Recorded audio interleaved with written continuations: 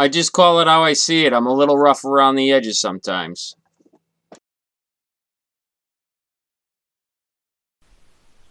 Hello, and welcome. 5 Frank here. It's going to be a little bit of a different style of episode. We are not going to be breaking cards because we are almost on to the new release of MVP in just about a day now. I just want to go over a few things that I've noticed throughout the hobby, and it's just my opinion. If you don't like it, whatever. I'm just going to try to put out some information. Have a nice little sipper, and we can cover over some of the things that I've noticed over the past few months. Now, I personally subscribe to the highest level of market movers, and this is an excellent tool. This will give you a graph. So I searched GRAPHS 2021 upper deck, and this is what I got. So it looks like in December 13th, 57 for the base. Ooh, oof. And the 16th, that's when he started producing. Wow, he's up to 124 again. And he's starting to fall off, and he's coming back up. Over $100. If you recall, when you were ripping Series 2, wouldn't sell for anything less than $200. So let's take a peek now down here. And the most recent average sale in 7 days, $103. Then the average sale, 91 sales, $83 in 2 weeks. Average sale over a period of time, $83. Wow. It has fallen. Highest sale is a graded PSA 10. Lowest sale, $225. I'm not sure if that's... Let's put Young Guns, just to make sure it's not like some metal base or something. There we go. That's what we're looking for. There's the grade. Is it the 0506 variant? Oh. Anyways, we'll go back to the other one. And nope.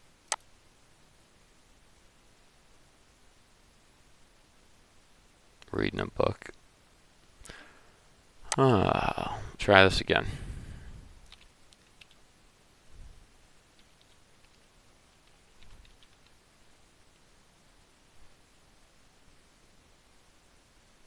And we're just going to find his raw base, because it has all the other grading companies. Bam. Alright, there it is. There's a better graph for you. And we'll go to 365. It's obviously down, because I was selling them for that when it first dropped. So looks like the growth is going downward in the raw, but it started evening out here, and it's picking back up. And your most recent sale of 112. So this is when retail dropped and people were trying to flip. This is like the height of flipping, was right around here. And people were grabbing stuff, realizing, oh, we can't flip hockey. So they were just ripping and praying, and then just listing it for whatever and seeing what they could get. There was so many on the market at that time. If you were ripping it right off the cuff, you were getting these prices. I didn't sell one under $200 when, maybe within the first month of its release, I don't think one went for under $200. Anyways, that's what you're getting, raw price, and it's steadily starting to climb back up. So the growth is going to adjust. That's the dotted line. Here's all the sales. It's obviously going to be down because it was so high and so sought after when Series 2 released. Sorry if this is dry and it's not your cup of tea. This is going to be a lot of information about the hobby, the direction it's going, and we're going to go over some analytics and some serious stuff that is actually good and some that is actually alarming. So, yeah, this is going to be a little bit longer than normal. A lot of information to put out. I hope you guys enjoy this. This is strictly what I've noticed and what I've noted, and now I have the feature to share my screen. So, oh look, we have the last sale date 1/12. Okay. Start average 163. The highest was 250 ever sold. The lowest 39. I feel bad for you, buddy. And there's been 1,737 sold in the raw. So there's that on that search for a comp. There's your ratios. You're not comparing anything. You can check some for sale just to see some listings here. Gives you the old thumbs up if it's a good deal. And it shows you how much % off it is. Let's see if one of mine's on there. Mine's at 115, but it's not on there. Anyways, let's go to my favorite. I love this one. This one. Let's refresh it just so they can fucking go back. Jeez.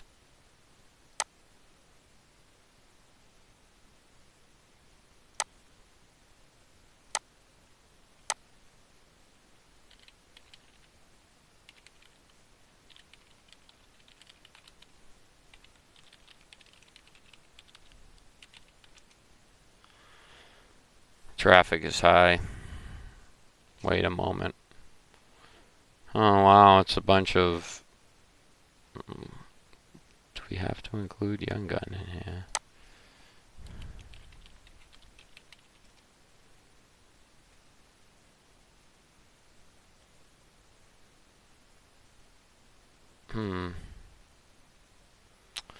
This is my favorite one because this is literally utilized against sellers. This website, you'll constantly get people. I don't know if you sell a lot, you'll know what I'm talking about. Someone would take number 12, for instance. Okay, they'll screenshot, crop out everything else, and then they'll send you a message that you're way overpriced and they're willing to offer you $75 because it's sold for $62 on an auction with 5 bidders. If anyone eBays, they know it only had 5 bidders. This title is wrong. It should have a dash there. It's upper deck. It should say Young Guns, then the name. That's just the way the algorithm flows. That's why it didn't get as many views. That's why it didn't get many bidders. Sorry, this person got 62 bucks. You can see everybody else around them is getting higher. Anyways, they'll crop that and they'll send it to you. And they'll say, oh, I'm willing to offer this. Well, okay. That's great. I mean, I have an or best offer and I have a minimum, and I'm not gonna just take 75 bucks because you screenshotted this website in particular, 130 point. It's always used as a leverage tool for some reason.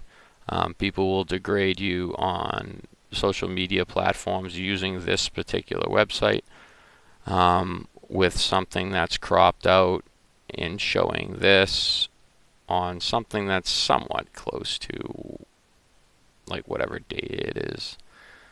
Anyways, you look in here, you get to see, oh, I get to see what the best offer was accepted. You can do the same thing here. It's exactly the same here, except nice, neat, clean, and up to date and accurate. This one is live stuff actually, and the average last sale of this card 112. I don't see any of that here. I just see just bare bones and whatever. I'm good with that. Now eBay offers you this Terra Peak, which is, it's hard because they don't quite have it filtered out yet. It actually is better than 130 point. I'll give it that, but you just search as you would search on eBay in general. It's pretty decent. You can see, yeah, that's probably some of the graded ones, I would assume. But, yeah, so you look graded. Sorry. Putting myself to sleep here. Yeah, so eBay, if you have a premium store, you have access to this for free. But, like I said, it's better than 130 point, but it will not beat Market Movers. Market Movers is fantastic. Live, up to date, constantly updating, constantly improving, and it's not going to break things down like that for you. You know, click for sale on eBay, and it's just, you're right there. You're in it.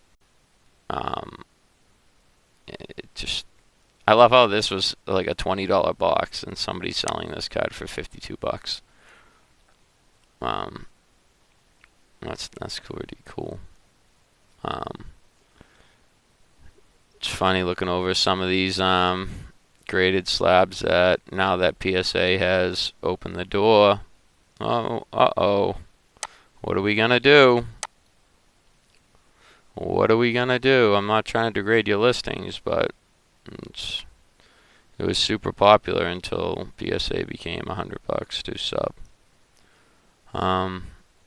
Anyways, we'll get more into that.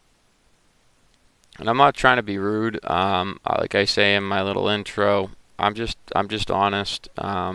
Usually honesty upsets the herd, so if I'm upsetting you or offending you, my bad. Pretty much Beckett, PSA, it's dealer's choice. It's personal preference. Those two will always be the highest in the industry, no matter what you do. Those two, some people prefer Beckett over PSA. Some people prefer PSA over Beckett, and there's no rhyme, no reason. It's just their personal preference. They each hold value. These third parties that are pop-up businesses, good for them, trying to do what they're trying to do, but PSA's caught up. I don't think the price is really going to come down much due to the fact that they're trying to keep the pop counts lower, and we're going to cover that also. They don't want another Zion Williamson, the rookie basketball player with it was like 20,000 PSA 10s in his rookie for Prism or whatever. So this is just another feature. If you have a store, you can use it. It's better than 130 point.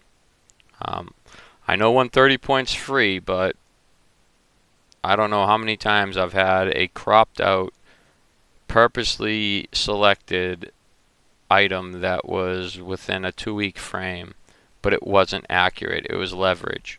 They use it as leverage to try to, maybe I can do this and he'll accept it, or I can post this to him, DM him, and I can just get it for this price because that's what I want. That's not the way the world works, unless you just don't care and you don't pay attention to things. Now, let's break down Caprasoft now. Let's check out his PSA 10, PSA 9. Obviously, people were not settling for anything less than that. So, you have the option when you subscribe to PSA. I prefer PSA. I enjoy the barcodes. I like the slabs. I like setting up my registry and having that item in my registry, logging it, tracking it, and being able to have to release it when I sell something. So we'll run this, and now this is going to be a lot. Yep, sure, whatever. It's gonna be his PSA 10 versus his raw. This is the first one that sold on May 5th. So somebody expressed that for I think it was $300 at the time, and they got a pretty big return of $2,500, and boom, drops off. We'll go to stats too. So we're looking at PSA 10 pop count. It's only 166. Obviously, it's going to be within the last year. It was just released, so 365. And there was only 13, so those were expressed and steadily grew. And right here is when PSA was catching up. So PSA is catching up. Boom. We're up to 166. The growth is high. It was released this year, obviously. But it's only 166, and then there's only 56 and a 9. What does that tell you? It tells you that there's only 200 and some change to... I'm not doing math right now. It's late, and I'm just trying to do this video. So it gives you your starting average, the high, the low. Feel bad for this person. Must have been an auction, and it must not have been titled right, or it must not have been filled out properly. You really got to pay attention to the rubrics. If you do not title something properly, if you do not list something properly, it will be buried to the bottom, and somebody will find it, and then they'll win it for $484. If you have an item and it is locked after the first bid, you can't do anything. You can't change your title. You can't do anything. So I wouldn't even auction this. I would not auction a PSA 10. I'd put buy it now and or best offer, and just put what you're willing to accept. Do some research, figure out a realistic comp, which obviously isn't going to be the high that this person got. Stay around the median, and then have your low. But what we're here to talk about is this thing called ratios. Now, this is the drop-off. So this is the last average sale price, last two card sales. So the ratio is a 2.83. So 2.83 is the difference between a PSA 10, PSA 9. As you can see over here, PSA 9, PSA 10. The pop count's low, honestly. I'm not sure on the Beckett side. I can add that in, but it's not going to give me the pop count. We can put we'll put a Beckett 9.5 in there just for kicks and giggles, but then obviously the 10 to the raw is going to smoke it. 6.3, that's high. But look at the ratio of a PSA 9 versus a raw. Now, that's a high ratio, so that means it's not that much of a fall off. If you pay $100, you sub the card, and you've gone through it with a fine-tooth comb, okay, it is not going to lose you money if you don't hit that 10. You're not going to hit a home run with the 9. Obviously, you want the 10. Everybody does. But that's not losing you money. I mean, it's not raw prices on release day, but it's not going to lose you money. You pay $100, you sub it, you get it back, it's a 9. You're not going to lose money. Okay, you'll probably break even, or probably just hold it if I were you, but I'm not you. So you do whatever the hell you want if you did it. Now, we're going to switch over to the DACA side.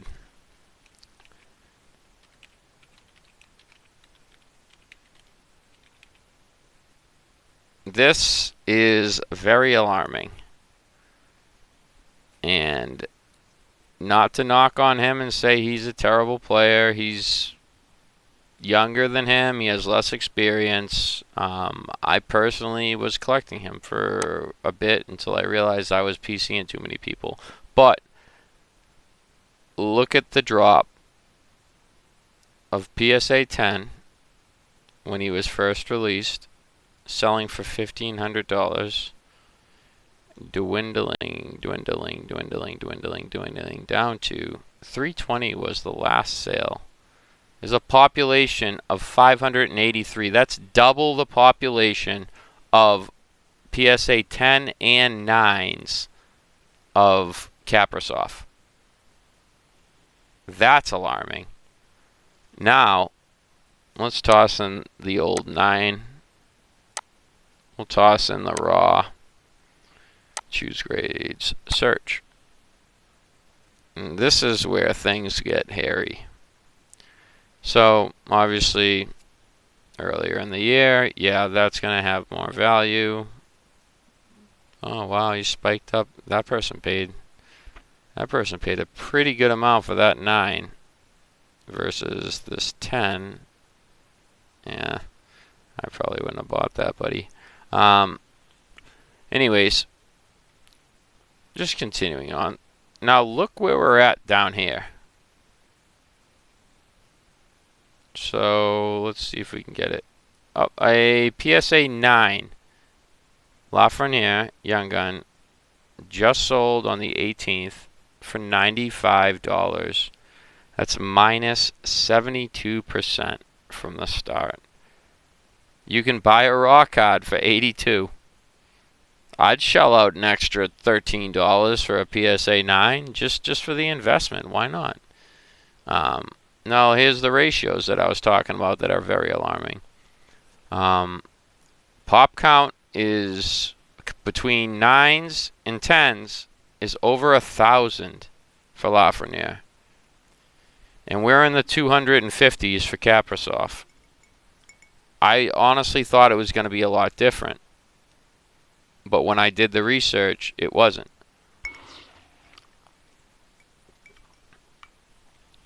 So, you're looking at a 3.49 fall off from a population of 583 PSA 10s, and I'm sure they're grading some now, to a 9 with 729. I don't know if anyone knows this, but 2020 and 21 Young Guns were one of the hardest graded Young Gun classes.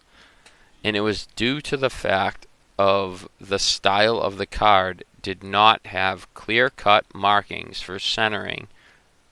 There were some issues with edging to start with, but the centering of the card itself is not based on the player. It's based on where there are specific markings. And I'll tell you right now, it's the Upper Deck logo that they're going off of. But if you look at previous years, they're all straight, streamline Young Guns. Like this one was at like a weird canted angle, and they're basically going off a few points. And one of them is the Upper Deck logo. I'll tell you that right now from pre-screening myself, that you've got to make sure that Upper Deck logo at the very top and far right, or wherever it's placed, is within that 3, and it's got to be perfect. Anyways, so last card sale, $333 PSA 10. $95 for your PSA 9. Wow. That is a massive drop off. You are losing money. If you paid $100, or $150 for Express, because that's what I assume, because that's what the prices were, and if they already have it up there, probably put it at auction and was not happy with the result. Nor would I be. I would have just put that on a shelf and let it collect dust and hope to God that he starts playing better, because I would not accept less than what raw prices were and are close to. Now you're looking at a 10 to raw. Obviously that's going to be higher. Last average sale was the other day, $76 somebody got. And 95, 76. Would you throw $20 more at a 9 over a raw? Yes. 100%. It's 2021 right now. He has a tiny sample size. He's super young. Has less experience than Kaprizov, yet he has more graded cards out there, and people are just in panic mode right now selling them. I would never accept $20 more, and I'm already losing money on a card that I paid for and thought was going to be a 10. It's upsetting to get your 9, yeah, but dude, don't just I'm just going to sell it. So pop counts are very alarming on this one. Very, very alarming. I would definitely shy away from seeing that. There's a nice one right here. Somebody's willing to take $60 off, 18%. They accept offers, PSA 10, for $272. So we can just go right into this listing. Oh, nope, someone sold it. That was the canvas. PSA 10 canvas sold for less than its average value in a PSA 10. But, I mean, people are listing it for $500. This is comparing to last average sales, so people are listing a lot higher than some of the others. I'm not going to go through it all. Alright, moving on. Let's check out Connor McDavid.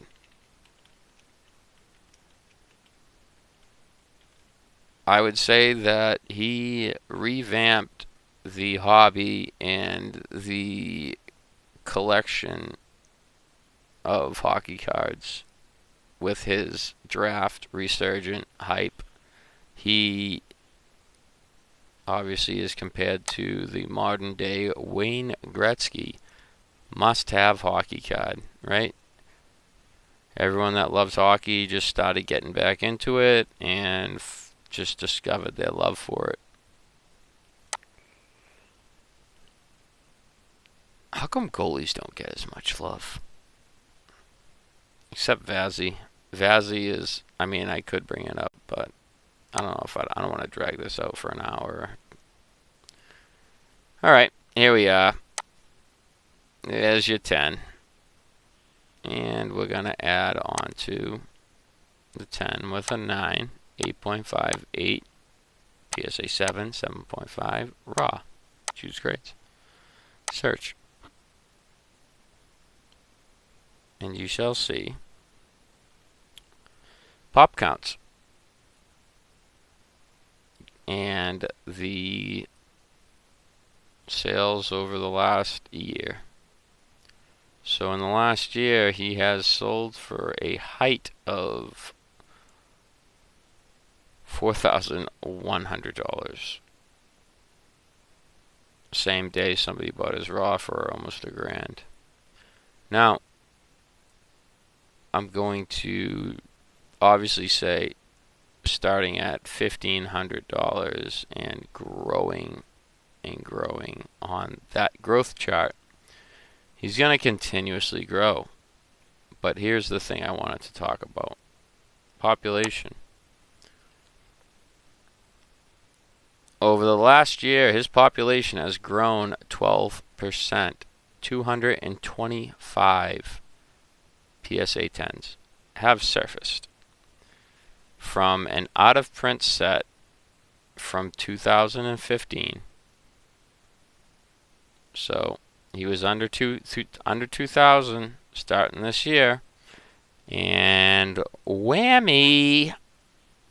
Looks like we're climbing up. This is them catching up also, but anyways, I mean 225 subs of a raw card that's out of print, very hard to get, and it grades to a PSA 10.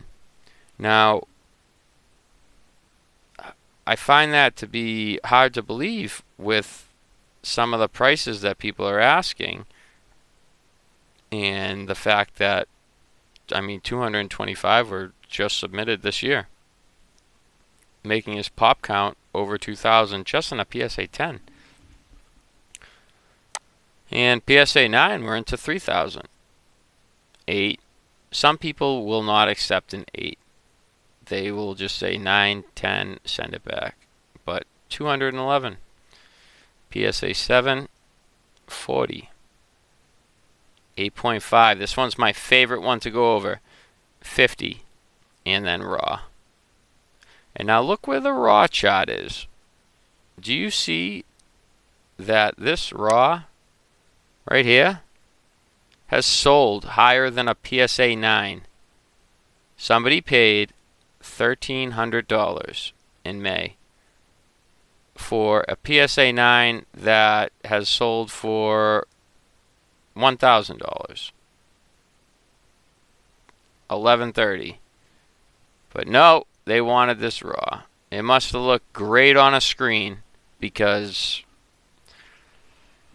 I mean, I'm going to tell you right now, if I didn't pull it and I'm not looking at it from my hands and doing a check on it, and someone sends me photos, I don't care how good it looks in a photo. You never know what's going to show up to your front door. So the fact that somebody would pay more for a raw than a 9 is mind-boggling. I mean, there must have been some really good photos in there. Where's my little 8.5, buddy? 8.5 screen. Alright. So, here we go. 8.5. Ugh, I can't have an 8.5 in my collection. I'm a 9 or 10 only. Look at the love that 8.5 gets. Oh, $600. People are paying more for the raw. Still paying more for the raw. 8.5 got no love. No love. Near mint. 8.5, population of 50. But you know what? I think that raw that I saw on that computer screen looked better than an 8.5, right? Then you end up here with a 7. I'm not saying that happens to everybody. You could be one of those lucky 200 and some odd people that subbed and got a nice Connor McDavid PSA 10. But the fact that the growth of the card itself has went up this much in a year, it's obviously going to continuously trend up. He is going to continuously put up numbers. I hope to God he gets a Stanley Cup, because he is absolutely deserving of it. He is just pure talent. But I'm going over numbers here and statistics, and we're looking at percentages. And we'll go to ratios now. So if you get a PSA 10 versus a 9, your fall off 3.09, meaning you're getting a third. You're getting a third of the price from a 10 to a 9. But PSA 10 of the last average sale to an 8.5 of 1,000, that's not terrible compared to the 9.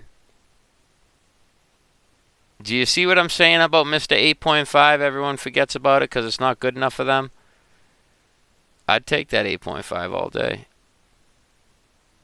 I wouldn't. I mean, that's a huge fallout. This obviously is a 10 to an 8.5 comparison. Now let's look at the 9 to an 8.5. Oh, look, it's 1.17. It's $170 difference. Now let's look at raw to 8.5. 1.09. Almost equal value. You're paying about $80 more. So, last average sales. $80 difference. An 8 will get you a couple $100 more. 7. A 7 is not worth as much as a raw. Must be some great photos. I mean, they paid for the sub. What's the problem with your graded 7? If you look back and you go into times that, I mean, I just got my PSA 8 Patrick Waugh rookie card, and I was stoked to have that at an 8. Those are rare. Hard to come by. I got it for an amazing price compared to what others are paying. And I was excited for that 8 because it's from 86. Like, that's eventually going to happen in time. The card world is getting more and more advanced. People are subbing a lot more. So that's great for the hockey community. Just to see this style to preserve cards, because at some points I've done other things and checked other things. At some points it looks as though people were just like, I'm kind of done collecting, and it is what it is. And a lot of those cards are pre-Connor McDavid. It's very hard to find some of the 13-14 or 14-15 young guns that are high-profile players before Connor McDavid broke onto the scene. And their population counts are very low. Their growth on this dotted line is steadily increasing. Case in point, Vasilevsky. People are happy to get him at an 8. I'm telling you right now, like, the chart on Vasilevsky is, I'll take it raw, I will take it as an 8, I'll take it as a 9, I'd love it as a 10, and it's steadily holding value, it's steadily climbing. He'll obviously be, I mean, that's Hall of Fame material. Vezina, Conn Smythe, 2 cups. He's always in the Vezina running. Like, he's not scoring goals and doing all the stuff Connor McDavid is, but as someone that appreciates goaltenders like myself, I mean, he's a freak. He's so good. And his cards are holding like serious value graded in a PSA or Beckett, or, I mean, that's it. But in those two companies, his cards are sustaining the value and they're not dropping off. And people aren't shunning the 7s, the 8s. They're embracing them because there's not that many of them. This card has grown over this year of submissions. Now, I'm going to cover a feature that I have unlocked, and this is eBay Deal Search. I'm going to search hockey. I'm not going to search in a year. I'm going to search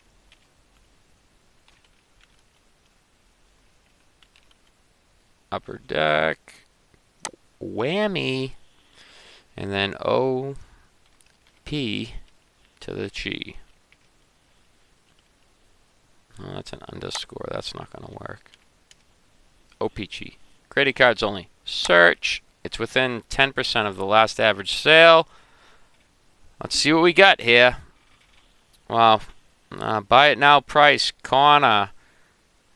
Kyle Connor. He was trendy. We can check his chart. How are you doing, buddy? You were doing pretty good over the last 90 days. The last average sale was 66.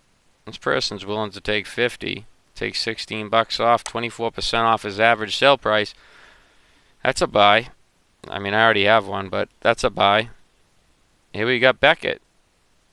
9.5 gold label. This person is selling a Connor McDavid Young Gun. $447 off. That's a 24% change from the average for $1,300. Wait, didn't we just cover that? Somebody paid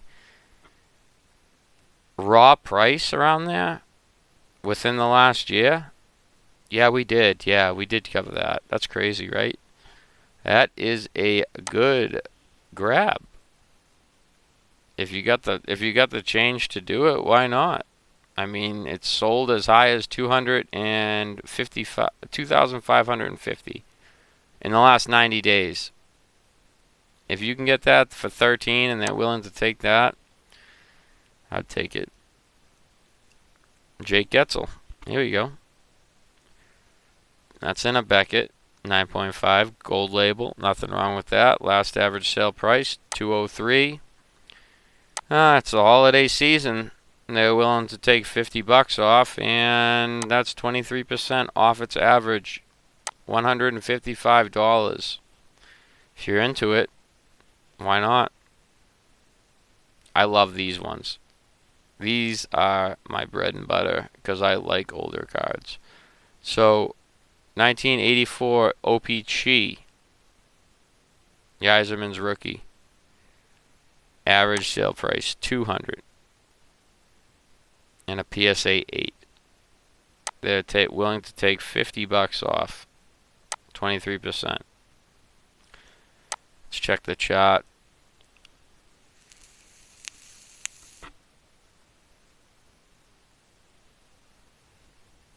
We'll go 365.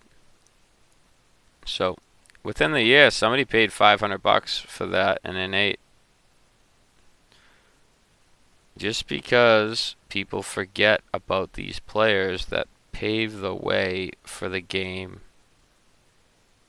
to be what it is today, doesn't mean that their older rookie cards do not hold value. So there's some nice snipes right there. Boom, boom, boom. Good hits on this year. Grabbing some of these up. This is probably the best one. 148, but this person's below it. Sorry. A little tired. Need some spirits to pick me up. So, I mean, that's $4 over the lowest it's gone in a year. A PSA 8 of the OPG variant, the actual OPG card, not the Topps version, but that's a nice discount there. Oh, Sid the Kid. He's been in and out of the lineup. It's a Beckett 9.5 gold label. Average sale price $3,928. Just under $3. Saving you $1,000 essentially with 23% off. If you got the guap, there's not going to be many more of those. It's 2005. It's not like it's 2015 and you can shell out 800, 900 bucks and get yourself a hobby box and pull a fresh Connor McDavid and get it subbed and get a 10. This is 2005. Here we go. 9.5 Beckett. Oh. Mine's a PSA 8. It's not even close. But still. Just came in the mail today. I was pumped. But anyways, Patrick Waugh's rookie.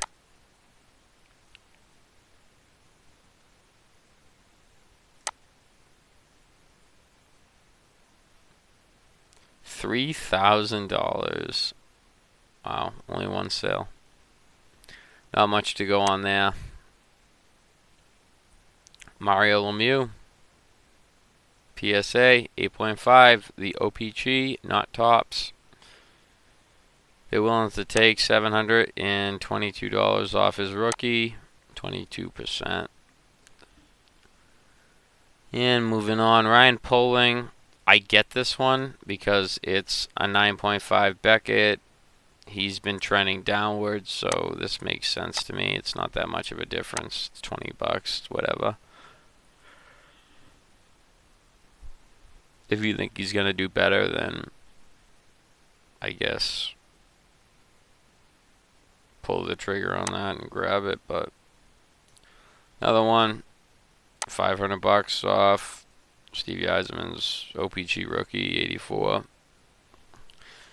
Don't think they're printing anymore from 84, and whoever stored that sealed wax from 84, I hope to God that it was kept in a dry, dark place that is not going to destroy it. Doesn't get hot, doesn't get cold, just one temperature. Hopefully like a nice cedar closet. Highly doubtful. But, I mean, you're looking at BGS, gold, 9.5. If you got the guap, why not? Philip Forsberg's been trendy, so there's a BGS 9.5. Check the sales on it. One sold, $79. Give me nothing. 365. Come on, nothing. It dropped from 100 because it was only two sales. One sold at 179. One sold at 79.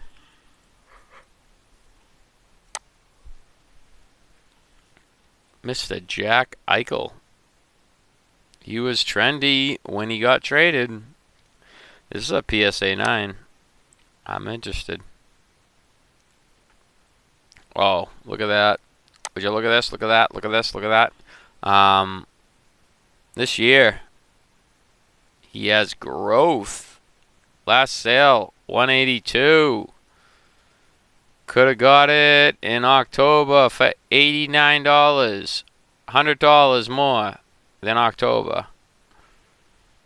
Now let's throw some tenors in there. Let's see what we got. An 8-ski, a raw. Search.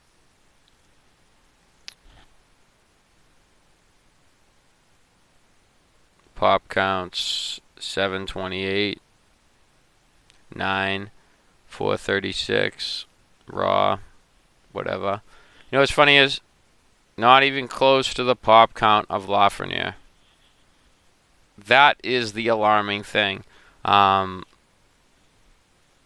know that the community and the culture is moving towards graded cards, which is a great thing. Preserve your cards. It's a great tracking system. It's a great monitoring system for your collection. And I am all for it. However, if you're going to just keep subbing cards and just run up pop counts on a rookie because that's the trendy thing to do from other sports. This year, when hockey drops, you're just going to kill the market. It's hard because, I mean, Connor McDavid's steadily increased. He's a generational talent, but you've got to look back and think, okay, let's try Troy Terry, 18-19. A $3-4 card until this year. So when it got released in 2018 until this year, was a $3 or $4 raw young gun. And then everyone bought them, as many as they could. And then somebody finally got one express graded and is listed for over $500. And one sold for $500, I think. Now, I mean, I'm sure you guys are all hockey scouts and you know exactly which play is going to pop. Like, so I don't doubt it, you know, but not every player is Connor McDavid if they were picked first overall. It takes a while for them to develop. I'm going to use Jack Hughes. I'm going to use Nico Hischier. It takes a while for them to hone their game and get better. First round draft picks have a lot of pressure on themselves. Not only was he young, Lafreniere, but he's got that spotlight that's, hey, you're the first round pick, do something, do something, do something. Connor McDavid used to do stuff. Not used to, he still does. That goal, I could watch that for like a 4-hour reel of it, just keep replaying and watching his expression after. It's so filthy. Not everyone's Connor McDavid, and people need to understand that. So when these sets drop and Series 1 is finally released and I get my nice master case, you think I'm going to be subbing every single young gun that I get that looks crispy? No. I'm not. And there's a reason and a rhyme to what I do and what I sub.